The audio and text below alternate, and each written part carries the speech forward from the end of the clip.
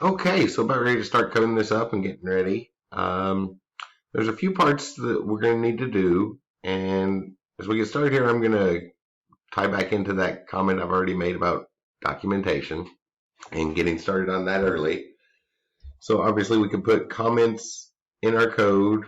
That works. Other programmers can look at the script itself and see what's going on. But it looks a whole lot nicer if we have the documentation about our program in a web page, like the rest of the documentation. Actually, I already linked to it. So we could type the web page up, but it's a whole lot easier just to use a documentation generator where we put special comments in, special encoding into our comments, and then run some software that will recognize those special encoding characters and generate websites from the comments we put in our code.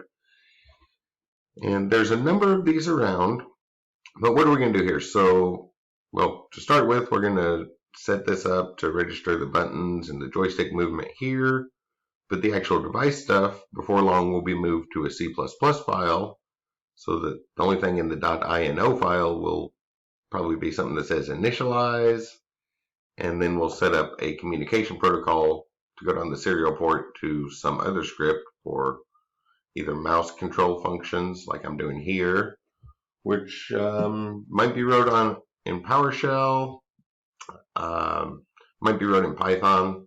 Might be better to do it in Python for mouse control. That way, if it works, don't have to rewrite the script for a non-Windows system, and just run Python on pretty much whatever operating system there is and get the mouse controls that way at the other end of the serial communication.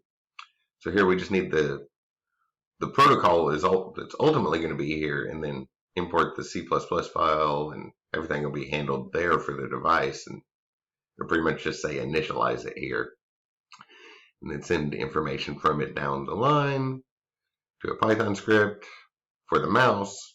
But this is also going to be used for video game controller, and on that there's a lot of options. I think to start with, probably I've been using Unity lately, so we'll set up a C# script to process the incoming signal from our communication protocol that we devised for this device, or maybe one of the standard communication protocols. That's still a couple steps away, so I'm thinking a custom one because there's only 4 buttons and a joystick. So instead of trying to memorize or look up all the commands from one of the standards, like the AT protocol, it might be easier just to write a custom protocol. And it's a whole lot easier to remember that way. Since there's not a lot to it, we can just put something together really quick for that. Then Python and C# on the other side to get that. So a bunch of different languages. So INO, which is basically C, C++, then probably Python and C# on the other side. So a bunch of different languages. So if we did regular comments, somebody'd have to read through a lot of different languages and know what they're looking at to make sense of the documentation on the code. So one of the more popular options for a documentation generator is Doxygen, and it works with lots and lots of languages. It'll work with all of those just listed. Well, most of those are just listed: the C++, the C#, and the Python. And the INO file is basically a C in the C language, so we can just remap that and then have all of our documentation generated into a website for us. So let's look at how we do that. So the basic idea, we will see this in much more detail later, is it's an encoding scheme we put into our comments. So we put a multi-line comment with an extra asterisk at the opening to say that's what it's for. And then the Doxygen will recognize that and use that as documentation for the method that follows. So to start with here, I'm just going to put the generic initialize method for microcontroller. And for the loop, I'll do the same thing. This is just getting started. We will clean this up and refine it later. Just taking a quick look at Doxygen. The generic main loop for a microcontroller.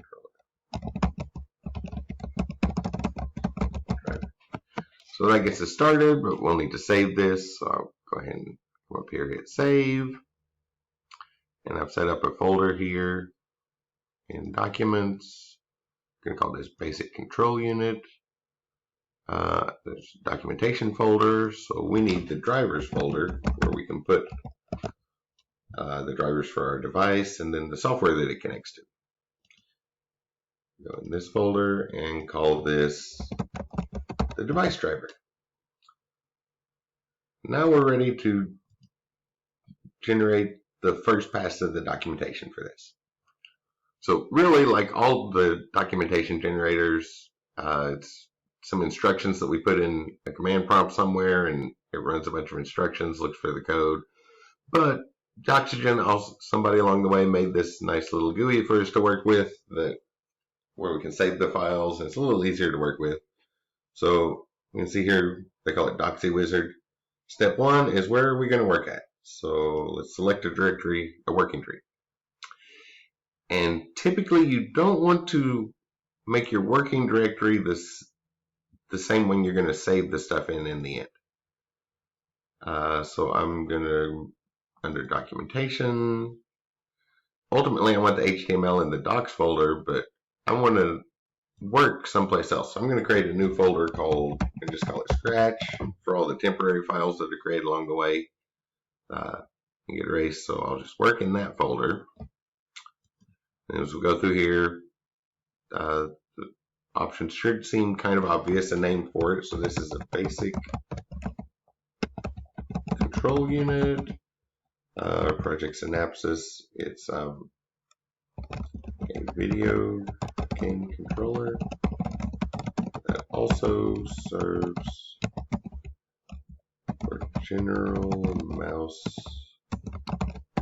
functionality. Right now we're on version 1.0. Don't have a logo drawn yet. Maybe I should do that before too long. Where is our source code? So select source code. That is in the basic control unit folder, the drivers folder, and all of them will be in there eventually, so we want to make sure and scan recursively for all those drivers. Where are we going to write the code to? So for now, I'm just going to put it in the Scratch folder. Then I'll copy that over to where I want it to be after it generates it. On the next, what are we documenting? Everything. I'll just leave it optimized for C++. We have a bunch of different languages going on. What are we outputting? HTML. Don't need a search function. Just going to be a basic one. Don't need any LaTeX, but you can see there's options LaTeX, RTF, some different ways we can output it. And are we going to use diagrams? Well, when we get to the object-oriented stuff, we can generate some some class diagrams and inheritance and all, show inheritance and all that for our objects. It will automatically do that for us. So almost ready.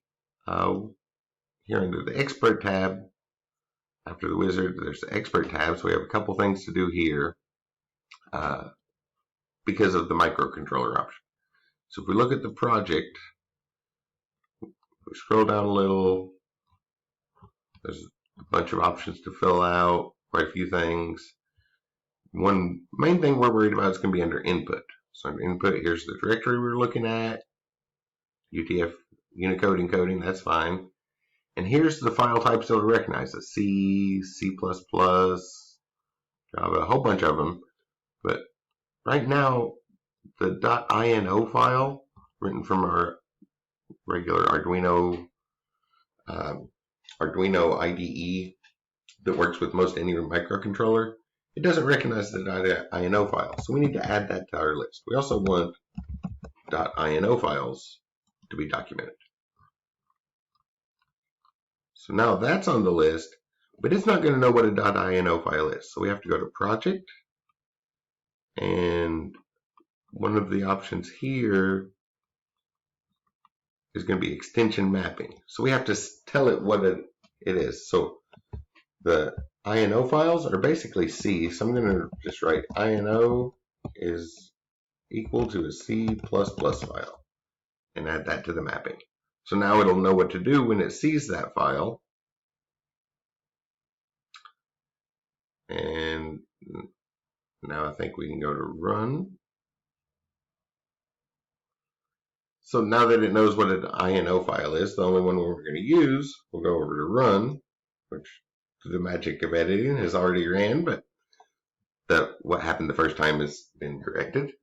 So once we have all that set up, mostly through the wizard, just a couple things to do here, a couple options here. Run, we can hit run Doxygen, and this will generate our web page documentation. We can just hit show HTML output. So it generated these files for us. So our basic control unit, here's kind of our main page. We'll clean this up, make this look a lot better by the time we're finished. But right now we can go over to files and see, here's the device INO. And you can see it took what I put in those comments and generated documentation for the methods we have in there already. So we'll be adding those comments in along the way with all the code we write so that we can just generate the web page documentation along as we put it together. And that way when we get to the end of the fun part, the boring part is already finished. We don't have to get stuck with the boring part at the end. So now we're ready to start putting together the code and some actual documentation, not just a quick example of it. But we probably want to save this, that way we don't have to set that stuff up every time. So I'm going to save this, and you can see it already tried to save it in the file. I'm just going to leave it as doxy file. That'll work. It's in that scratch folder, so whenever we're ready to run that again, we can do that. But along the way of putting our code together, we just have to put in these comments and the encoding that Doxygen will recognize, which might as well mention it.